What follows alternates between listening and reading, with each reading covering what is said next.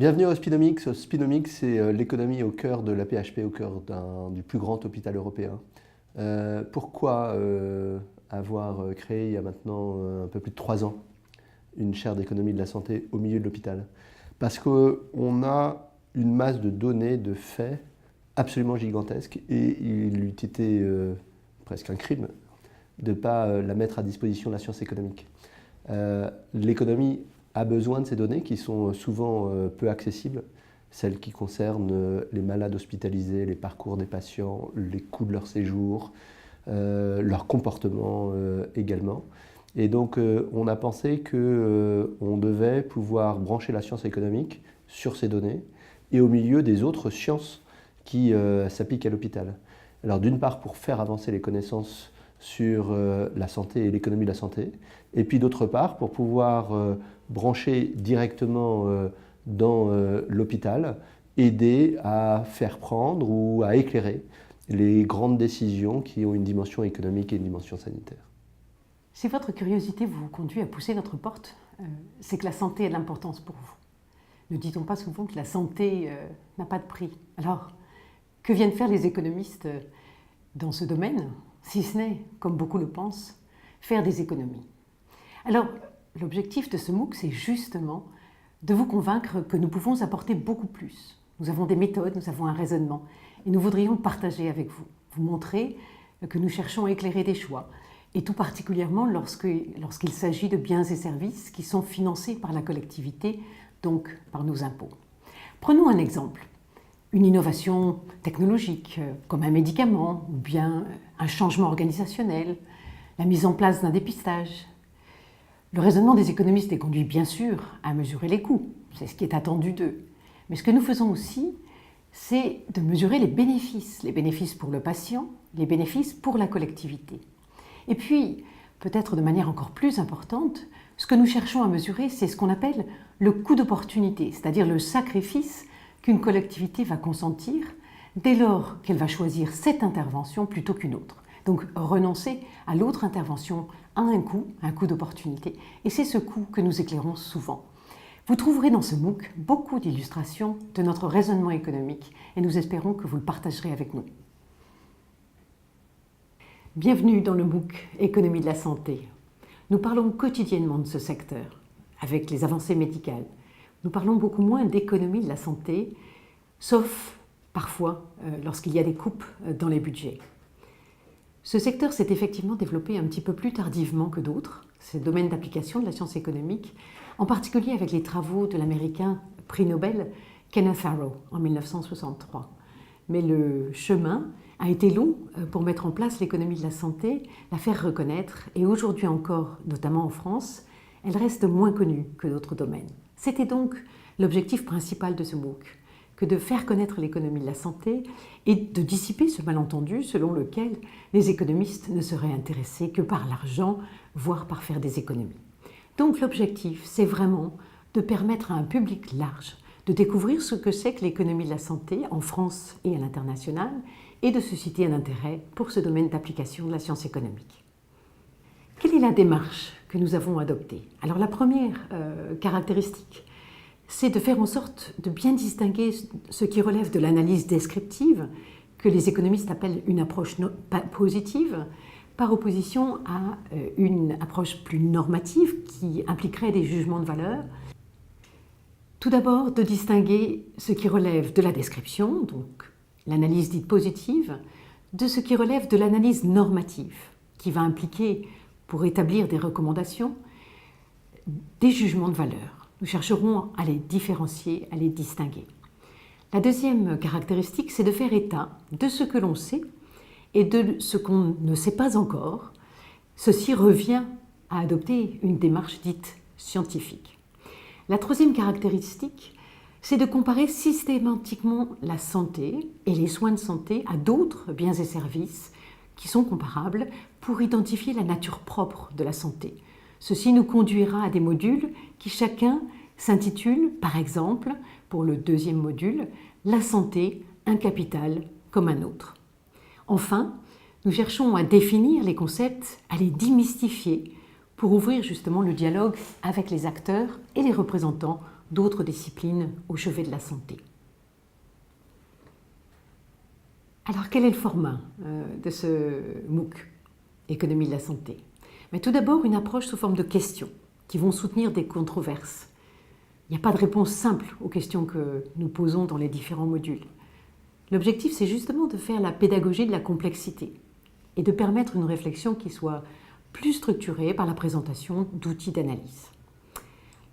La deuxième caractéristique de ce MOOC, c'est de choisir des questions aussi diverses que possible.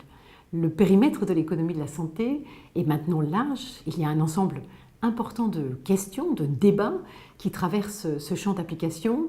Et nous avons fait une sélection de questions qui nous paraissent bien illustrer le raisonnement économique. Parmi ces questions, vous trouverez l'investissement en santé, la rémunération des professionnels de santé, la rémunération de l'hôpital, la fixation du prix du médicament. Troisième caractéristique de notre approche, c'est un regard croisé entre les décideurs et les chercheurs. Donc, parmi ces décideurs, vous avez des professionnels de santé, des responsables d'agences de régulation, des responsables de structures de soins. Et l'objectif, c'est de mobiliser autant d'intervenants possibles, 32 dans ce MOOC, avec des compétences complémentaires. Ce sont des chercheurs venus d'équipes internationales ou nationales, des professionnels de santé, des responsables, des décideurs. Quel est le format de ce MOOC Économie de la santé? Tout d'abord, une approche sous forme de questions qui soutiennent des controverses. Il n'y a pas de réponse simple aux questions que nous posons dans les modules et l'objectif, c'est justement de faire la pédagogie de la complexité, de permettre finalement une réflexion qui soit plus structurée par la présentation d'outils d'analyse. Alors le format, c'est aussi des questions diverses. Choisir parmi tous les domaines d'application de l'économie de la santé des sujets qui nous intéressent plus particulièrement, qui ont sous-tendu justement un raisonnement économique. Parmi celles-ci, nous pouvons par exemple parler de l'investissement en santé, qui sera vu dans le premier module, ou bien la rémunération des professionnels de santé, ou encore la tarification de l'hôpital, enfin la fixation du prix du médicament. Et puis, dernier élément important de cette approche, c'est effectivement le regard croisé avec les décideurs. L'objectif, c'est vraiment de mobiliser un grand nombre de chercheurs d'équipes internationales ou nationales et de les mettre en relation avec des professionnels de santé, des décideurs, que ce soit des agences de régulation du système de santé ou encore des autorités ou des directions hospitalières. Alors pour qui est ce module? Tous ceux finalement qui s'intéressent aux questions d'économie de la santé, des économistes qui peuvent souhaiter découvrir finalement ce domaine d'application, des décideurs, des professionnels qui souhaitent comprendre les enjeux économiques dans ce secteur, toute personne finalement curieuse de ce sujet. Pas de prérequis, pas de connaissances requises, même si parfois pour la compréhension de certains modules, une connaissance de l'organisation du système de santé sera plus facile. Quelle est l'organisation de ce MOOC Économie de la santé? Nous avons 5 modules qui sont conçus de manière autonome, chacun comprenant entre 5 et 7 vidéos. Un premier module d'introduction, un deuxième module qui pose la question « La santé, un capital comme un autre », un troisième module qui s'intitule « Le médicament, un bien comme un autre », un quatrième module sur la production de soins, un métier comme un autre, enfin, l'hôpital, une entreprise comme une autre. Sur certains sujets, se succéderont des vidéos théoriques et d'autres d'illustrations. Chaque module comprend un ensemble de questions, de quiz, et enfin, des liens sont proposés vers des ressources comme des vidéos ou des articles qui sont mis à la disposition des participants. Le troisième enjeu de ce MOOC est d'illustrer la diversité des domaines couverts en partant des questions que vous avez pu vous poser dans votre pratique professionnelle, en tant que patient ou en tant que citoyen, et de vous présenter la manière dont nous, économistes, abordons ces questions. Nous nous intéresserons à différents aspects. L'état de santé en lui-même.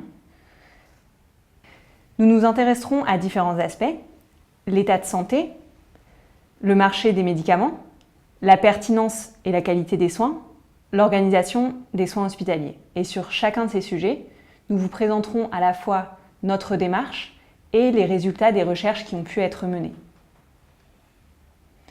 Pour illustrer cette diversité et pour croiser les points de vue, nous avons fait appel à de nombreux spécialistes, des professionnels de santé, des économistes français et internationaux, des décideurs publics et des chercheurs en sciences sociales. Nous vous souhaitons une bonne navigation dans ce premier cours en ligne en économie de la santé en langue française.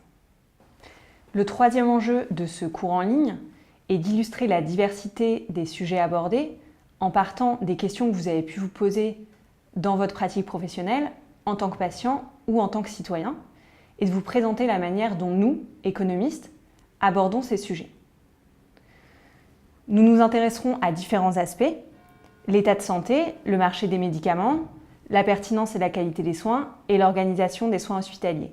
Et sur chacun de ces sujets, nous vous présenterons à la fois notre démarche et les résultats des recherches qui ont pu être menées. Pour illustrer cette diversité et croiser les points de vue, nous avons fait appel à de nombreux spécialistes, des professionnels de santé, des économistes français et internationaux, des décideurs publics et des chercheurs en sciences sociales. Nous vous souhaitons une bonne navigation dans ce premier cours en ligne, ce premier MOOC, en économie de la santé en langue française. Le deuxième enjeu de ce MOOC est de croiser le point de vue des décideurs et des chercheurs en économie de la santé.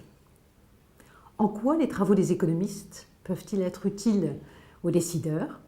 C'est la question à laquelle répond Martin Hirsch, directeur général de l'assistance publique Hôpitaux de Paris.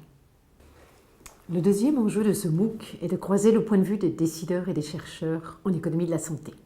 En quoi les travaux des économistes peuvent-ils être utiles à la décision? C'est à eux de nous le dire. Le deuxième enjeu de ce MOOC est de croiser le point de vue des acteurs de terrain et des chercheurs en économie de la santé. En quoi les travaux des économistes peuvent-ils être utiles à la décision? C'est aux décideurs eux-mêmes de nous le dire.